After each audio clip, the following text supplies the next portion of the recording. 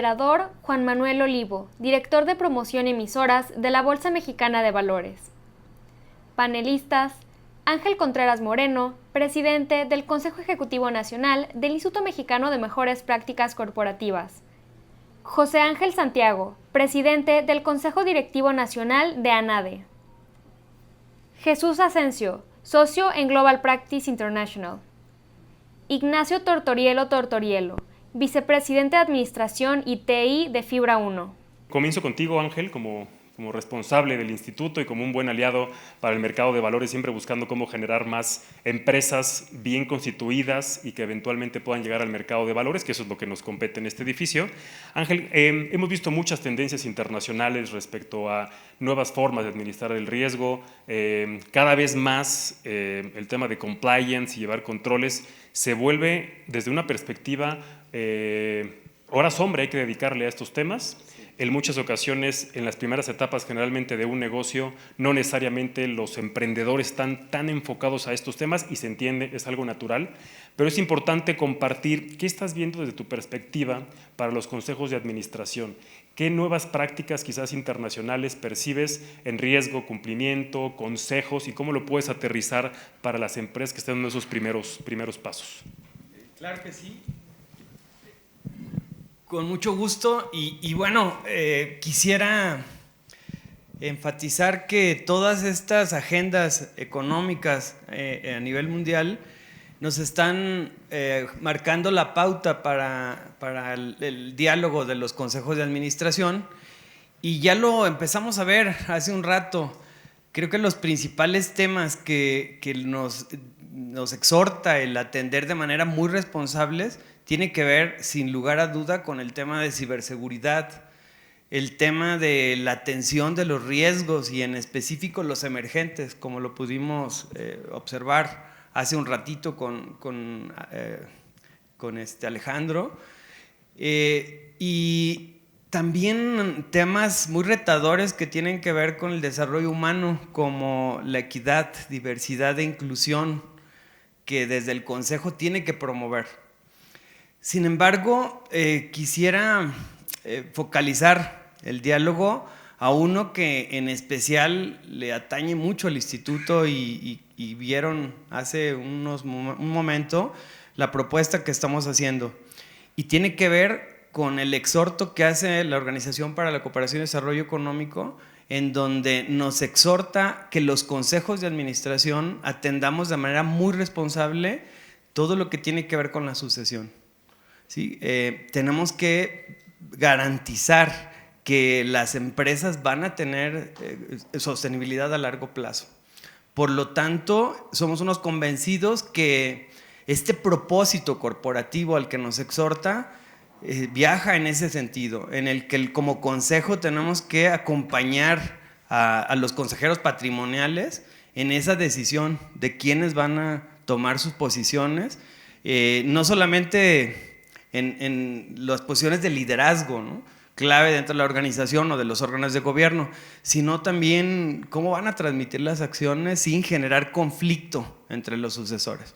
Es decir, que se atiendan algunos principios básicos que tienen que atender para hacer una sucesión ordenada, ¿sí? Porque no nada más es heredar de acuerdo a la filosofía que muchos empresarios tienen de que la tierra es de quien la trabaja, ¿sí? Y se empiezan a hacer exclusiones entre hijos que generan un conflicto muy severo dentro de la organización y que tienen una afectación en la vida corporativa. Entonces, sí quiero poner esto y resaltarlo, que como instituto nos estamos enfocando a este exhorto del propósito corporativo, que los consejeros lo asumamos y demos esa orientación a las familias empresarias que nos invitan a ejercer la administración a través de sus consejos a esta decisión fundamental en la vida corporativa. Y no dejando por un lado también la otra parte del propósito, que tiene que ver con el compromiso social que se tiene que asumir y que se tiene que complementar con todo el contexto ambiental y obviamente social, ¿no? Entonces, bueno, pues esa es mi contribución. Creo que si nos quedamos con eso, llevamos una gran tarea. porque soy un convencido y por la estadística que tenemos, si no se resuelve ese propósito, si no queda blindado dentro de las decisiones del Consejo una asociación ordenada, no se puede hablar de continuidad a largo plazo, ¿no? No sin haber quebrantos dentro de la organización que necesariamente van a tener un impacto negativo en la organización y su entorno. ¿Algún ejemplo que nos puedas platicar, Ángel, de una sucesión rápidamente, una buena y una mala, que nos sirva como experiencia? Sin duda, creo que nos ha tocado vivirla, la hemos presumido mucho, ¿no? Incluso una empresa pública donde el presidente consejo y director en su momento fallece de manera inesperada y sin hijos. Y no pasa absolutamente nada porque tienes estructurado un modelo de contención. Si eso sucediera en una no pública y con estos instrumentos muy blindados, hubiera sido un caos, Juan Manuel, porque la familia, sobre todo los que estamos operando, los miembros de una familia, nos interesa más la posición que el patrimonio. Y estamos acostumbrados a hacer la guerra interna y no contra el mercado, ¿no? Entonces, el tema del conflicto se agudiza cuando no tenemos estos instrumentos de contención, en donde, si tú recuerdas, cuando sucede ese hecho trágico del fallecimiento de ese empresario, ¿no? Sin hijos y de manera inesperada, que no sucede absolutamente nada. Y sí tengo casos, he participado en algunos casos en el que en plena pandemia recibí en mi oficina a una mamá y a un niño diciendo: oye, falleció mi esposo de 42 años y no sabemos qué hacer porque ya no llegó la quincena, tiene 15 días que falleció y ya no llegó la quincena. Entonces decía el niño llorando, de 18 años: Ángel, ¿no me puedes ayudar? ¿No me puedes acompañar a dirigir la empresa? ¿Tú no puedes apoyarme con eso? Y decía: es que yo puedo dejar la escuela sin problema, pero mis hermanitas no. Mis hermanitas no, ellas no quisiera que pasara eso. Entonces, pues eso es, el tener o no tener estos instrumentos, estos órganos de contención corporativa que nos tienen que garantizar. Porque la pregunta común es: oye, ¿en qué momento es necesario establecer estos mecanismos de gobernanza? Pues es muy sencillo, no necesitamos ingresos ni número de empleados. Si tu familia depende de ti, de esta organización, de este proyecto, ya es necesario, ¿no? Porque la sucesión se puede prever, a mí 65, 70, pero a veces es inesperada y sucede cuando menos lo esperamos. Entonces, sí es un gran reto y como consejo me quedo con eso porque quiero compartirles algo. El éxito del Consejo de Administración va en esa misma proporción de los ejecutivos preparados que tengamos dentro de la organización, como líderes. Si tenemos un auditor interno, por ejemplo, que nos cuide y nos atienda todos estos marcos de COSO, RM y tengamos un área legal y un oficial de cumplimiento muy alineado, vamos a tener diálogo muy interesante. Pero si no lo tenemos, el consejo no sirve de nada, porque yo puedo ser especialista o tener noción, pero no puedo ejercer no tengo injerencia directa en la operación. ¿Sí me explicó? Porque ya sería conflicto de interés, ¿sí? Si empiezo a querer operar desde el Consejo de Administración. Entonces, sí tenemos como empresarios que reforzar nuestras estructuras para que el Consejo sí pueda validar y terminar de alinear, pero no podemos asumir la responsabilidad desde el Consejo para esa pues, eficiencia operativa que se busca en las organizaciones. Y siempre afecta a la familia. Gracias, Ángel, por tu comentario. Al contrario. Ahora vamos a platicar un poco sobre la parte regulatoria, la parte legal. Gracias. Voy contigo, José Ángel. En el código hay un apartado donde habla de auditoría legal, ¿no? Estamos más acostumbrados a escuchar o a relacionar la auditoría desde un punto de vista financiero, pero este concepto también es importante para temas de gobierno corporativo. ¿Qué nos puedes compartir? Sí, a ver, desde mi perspectiva, la auditoría legal está directamente relacionada también con algunos programas de cumplimiento.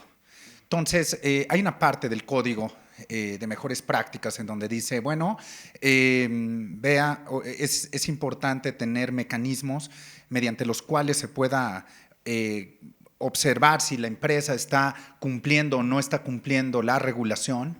Y entre esos mecanismos están los programas de cumplimiento y valdría la pena determinar si se estima necesario o justificado contar con una auditoría externa por parte, de algún tercero externo, ¿no? Me dejó pensando esta parte del código en donde dice si se considera necesario y justificado. Y la verdad es que para mí la auditoría externa vinculada la auditoría legal vinculada al tema del programa de cumplimiento siempre es necesaria. Esa es en mi opinión. Porque, digamos, y esto lo voy a abordar quizás más adelante, pero un programa de cumplimiento no es un papel que escribes y guardas en el cajón. Un programa de cumplimiento es todo un conjunto de acciones que comprende, por supuesto, una serie de documentos, pero es un programa vivo dentro de la organización que está encaminado a efectivamente que todos y cada uno de los trabajadores y el alto management y los consejeros del consejo de administración y los accionistas puedan cumplir la normativa. Y creo que es importante hacer conciencia de un tema. Esto es, en los eventos académicos y en las barras de abogados, todo el tiempo estamos hablando de lo que debería tener en la panza un buen programa de compliance. Pero creo que poco se habla sobre el para qué queremos un programa de compliance. Esto es, un programa de cumplimiento lo queremos únicamente para tener algún tipo de paz mental para cumplir la ley. O queremos un programa de cumplimiento para el hipotético caso de que alguien dentro de la organización se desvíe de la ley y seamos investigados, perseguidos y sancionados por una autoridad gubernamental y nosotros estemos listos para poder defendernos frente a esa acusación o esa atribución de responsabilidad. Y creo que la respuesta es un no-brainer. Esto es, por supuesto, queremos estar en cumplimiento de la ley. Pero también queremos estar listos para el caso de que el día de mañana la autoridad llegue y toque nuestra puerta por algún tipo de desviación. Para poder generar conciencia sobre esto, a ver, y sé que no debo extenderme, pero es importante entender muy bien cómo están los esquemas de atribución de responsabilidad a una organización. Esto es, no es lo mismo los casos, y pienso en temas de competencia económica, no es lo mismo una transgresión a la prohibición de realizar prácticas monopólicas absolutas, que es la prohibición de cartelizarse, la prohibición de generar colusión.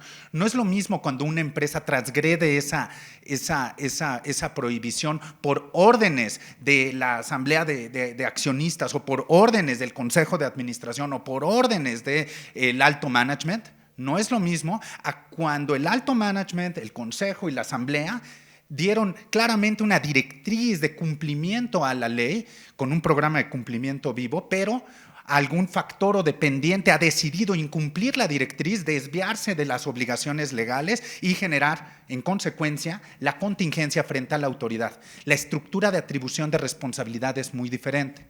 Mientras que en el primer caso no existe, en mi opinión, un programa de cumplimiento que te salve de la atribución de responsabilidad, porque tendrías un programa de cumplimiento que está ahí, pero tienes, por supuesto, una directriz institucional que va en contra de ese programa de cumplimiento.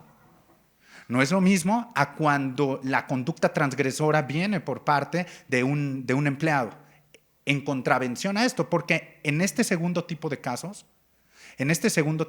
cómo funciona la atribución de responsabilidad es que se observa si el empleado está actuando en representación, y lo primero que les viene a la mente seguramente si tiene poder o no, pero así no funciona en el derecho administrativo sancionador. Esto es, la representación en el derecho administrativo sancionador es una determinación fáctica. Esto es el empleado, alguien que actuó en beneficio de la primero, que actuó con los medios provistos por la empresa, y 2, son sus conductas algo que reportó un beneficio a la organización. Y si están las dos preguntas respondidas en términos positivos, entonces la autoridad suele atribuir representación y por tanto las acciones del empleado son imputables a la organización. Existe una presunción de que la organización no adoptó el debido control organizacional. ¿Y cuál es la prueba de descargo o la defensa? El programa de cumplimiento. ¿Por qué? Porque un programa de cumplimiento vivo y correctamente implementado, lo que dice a la autoridad, y si la autoridad no está convencida, al tribunal, lo que dice es, oye, yo adopté todas y cada una de las medidas que estaban a mi disposición para tratar de prevenir desviaciones a la ley. Cumplí el estándar de cuidado organizacional, y ese estándar de cuidado organizacional, que muchas veces se materializa en estándares de cuidado para evitar culpa in eligendo o invigilando, lo que se hace es decir, mira, yo adopté estas acciones y por tanto hice todo lo que está en mi poder para prevenir. Y en la medida en la que hice eso, no debiese destruirse la presunción de que yo no adopté esos controles. Noten que una discusión de esta naturaleza es, en un caso de atribución de responsabilidad, yo creo que es una defensa que debiesen todas las organizaciones querer articular de manera debida, y por eso es importante tener un buen programa de cumplimiento. Un buen programa de cumplimiento trae siempre como prerequisito una buena auditoría. Una auditoría legal, y con esto cierro, en donde se identificaron todos y cada uno de los focos de riesgo de la organización de cara a la práctica cotidiana que tienen y a su operación normal. En el ejemplo que les ponía de prácticas monopólicas absolutas, oye, participa en asociaciones con competidores, tiene conversaciones con competidores, está obligado por ley a tener conversaciones con competidores.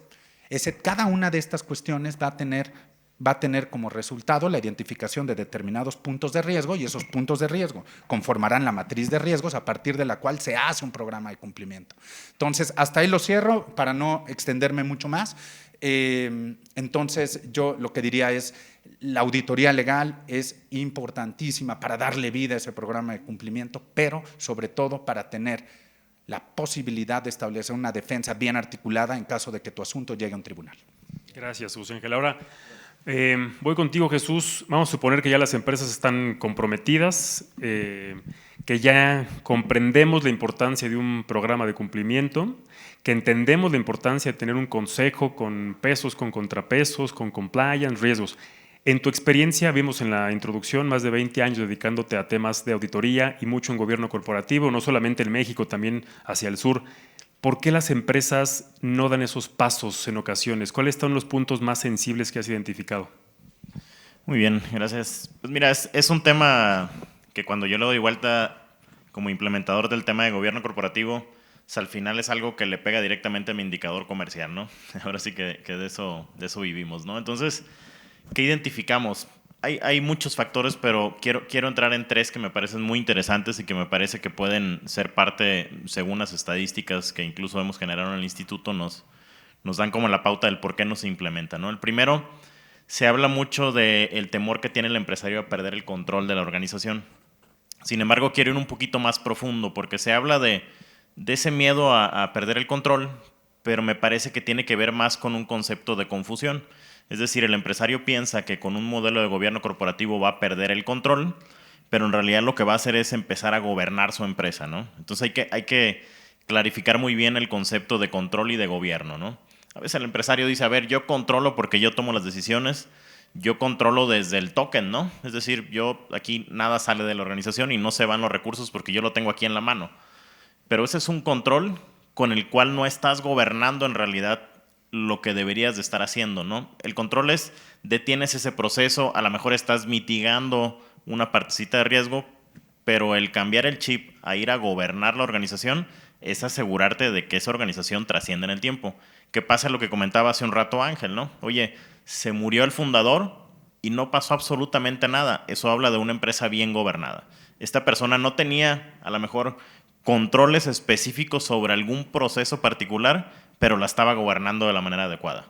Ese es, me parece, uno de los principales y que tiene que ver, desde mi punto de vista y en ese punto fino con el empresario con una confusión, ¿no? Nos estamos asegurando de que esa organización trascienda. Mientras ese chip no cambie, pues es difícil que se logre, ¿no? Ahora, ¿con qué nos encontramos últimamente? Y esto es así como de las cosas que con los años también se han ido agudizando.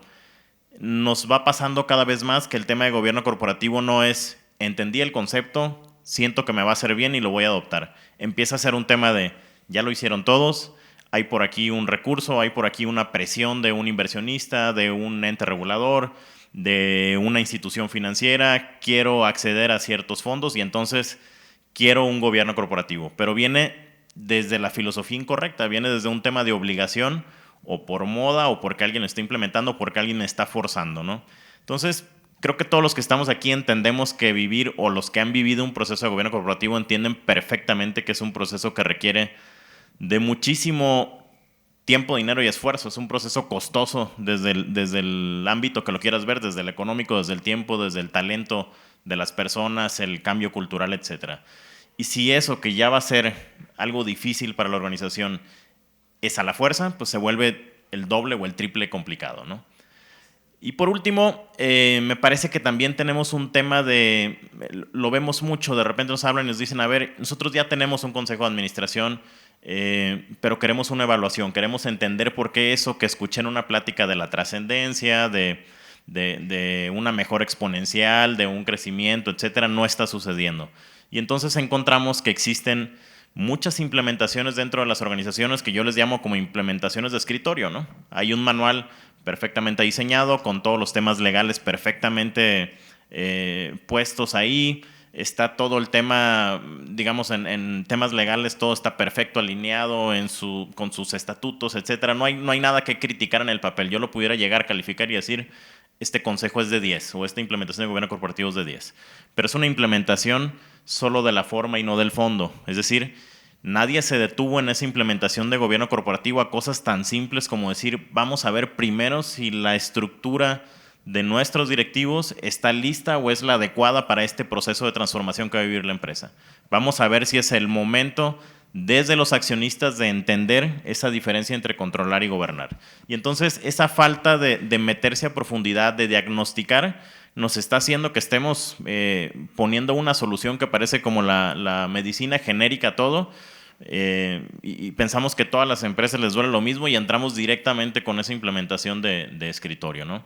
Entonces, mientras no se entienda este concepto de implementación como algo que va a ser un cambio cultural y algo de trascendencia para la organización, difícilmente van a estar convencidos todas las personas que se tienen que convencer de que el gobierno corporativo les va a ayudar como una herramienta de trascendencia. Ahora, has participado en muchas empresas en México, Centroamérica, un poco en Sudamérica y demás, me contaba Ángel, y nos pasa un poco parecido cuando vemos temas bursátiles, ¿no? O sea, hay muchas empresas muy grandes que por tamaño podrán estar en bolsa, pero cuando revisas su gobierno corporativo te dicen esto, es que no quiero perder el control y demás. Y no ser un poco inclusive, y es un tema ya de no de tequilas, ¿no? Pero ¿quién nos conquistó? O sea, ¿por qué en Estados Unidos, por qué en Canadá, por qué en UK no le tienen tanto miedo a implementar gobierno corporativo, inclusive desde que nace la empresa, ¿no? Y quizás el empresario está pensando que eventualmente algún fondo de private equity va a invertir en la ronda de capitalización X y que eventualmente quizás va a vender la empresa o va a hacer un cash out en bolsa. La pregunta un poco va por ahí, o el comentario, Jesús, es ¿qué opinas de eso? O sea, culturalmente hay algo, y número 2, ¿cómo le podemos hacer o cómo recomiendas atender el tema de realmente ejecutar lo que está en papel? O sea, ¿qué hay que despertar para que el empresario diga, ok, ya di algún tiempo en la parte comercial, ya tengo algún producto, tengo algún servicio, tengo clientes, quiero seguir creciendo, pero quiero empezar a atender estos temas? ¿Qué identificas que es esa chispa que dices, ok, ahora sí vamos a ejecutarlo y no dejarlo en el escritorio? Ok, a ver, yo creo que sí hay sin duda un tema cultural, o sea, hay un sentimiento especial hacia las empresas, ¿no? El fundador, llegas con la mayoría de los empresarios y te sientas y te platican, yo empecé desde cero, yo tenía esta camioneta y con esta transportaba no sé qué y me ayudó mi hermano, mi esposa y luego mis hijos. Y bueno, es una historia como como muy personal, ¿no? En la mayoría de las empresas en México. Entonces eso hace que sea mucho más difícil esa apertura, ¿no? Hay como este cariño o esta calidez que incluso el extranjero lo identifica mucho con el latino, ¿no? Esa calidez de te abrazo, te apapacho, pues así es en la empresa, ¿no? Entonces sin duda creo que tiene que ver con un tema cultural. Ahora, en el otro tema, dices, oye, este tema de qué tendríamos que hacer para que se despierte la chispa, me parece que hay cosas que pudiéramos hacer y hay cosas que suceden a veces, ¿no? Hay empresas que les llega su momento y es un caso excepcional de estar muy cerca de un tema económico, crisis dentro de la empresa, operativo, etcétera. Un tema familiar en las empresas, la muerte de alguno de los fundadores, algún conflicto importante, la entrada de la nueva generación. O sea, hay detonantes naturales que es, ahora sí, ya sabía que lo necesito, pero ahora sí voy a levantar el teléfono y le voy a hablar a Jesús, ¿no? Entonces, sí hay detonantes, pero también hay cosas que creo que si ya lo tenemos y en teoría estamos convencidos y lo tenemos en el papel y lo queremos llevar a la práctica, tienen que ver con esa evaluación de todos los actores del gobierno corporativo. Lejos del consejo es, la estructura está lista, puede responder a un consejo de administración, las personas que integran ese consejo son las adecuadas, tenemos el enfoque correcto de la trascendencia, los que somos los patrimoniales, los accionistas.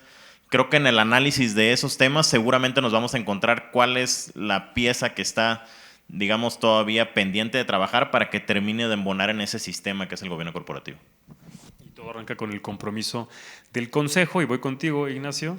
¿Cómo, en tu experiencia, no solamente actualmente en una empresa pública, y hoy gracias por el listado, porque ya no hacían falta nuevos nombres en bolsa, ¿qué identificas tanto en la parte de una empresa pública, qué identificas en una empresa o en la consejería en términos del compromiso que tiene el Consejo de Administración para adoptar el gobierno corporativo?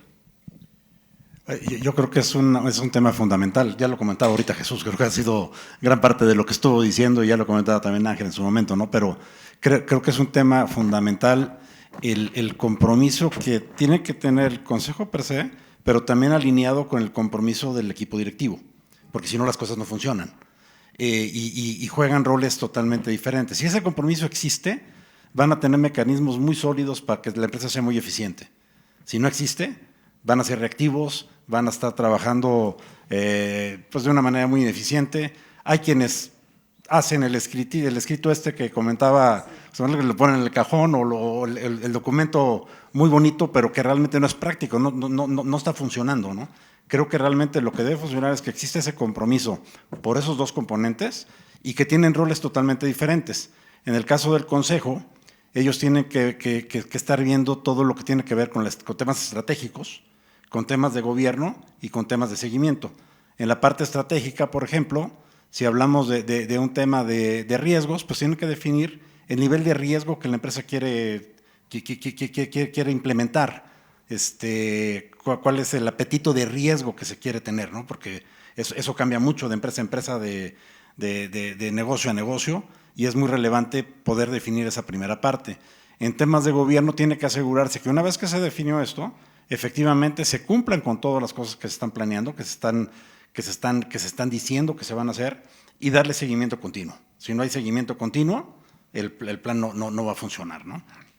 Por el lado del equipo directivo, pues su función va a ser liderar todo este tema hacia adentro de la organización, y hablo del equipo directivo, no del director general. Obviamente liderado por el director general, pero si el equipo directivo no está trabajando de manera completa en todos esos temas, tampoco va a funcionar, porque no es una directriz. Es un tema que tienes que vivirlo. La empresa tiene que hacer un cambio en su manera de operar, en su manera de funcionar, y tienes que vivir ese compromiso, esa atención de los riesgos para poder atenderlos de manera adecuada. El equipo directivo tiene también que además de dar estos lineamientos internos, financiar el que las cosas se hagan, porque tiene un costo, no es barato, tiene un costo, tiene mucha capacitación, tiene mucha gestión del cambio. Es importantísimo gestionar ese cambio, porque si no tampoco las cosas van a funcionar, ¿no? Es muy importante tener un mapa de riesgos bien fundamentado, bien hecho. Me gustaría compartir lo que hacemos en Fibra 1, porque creo que es un ejemplo, cuando menos a nosotros nos ha funcionado, y creo que funciona bien.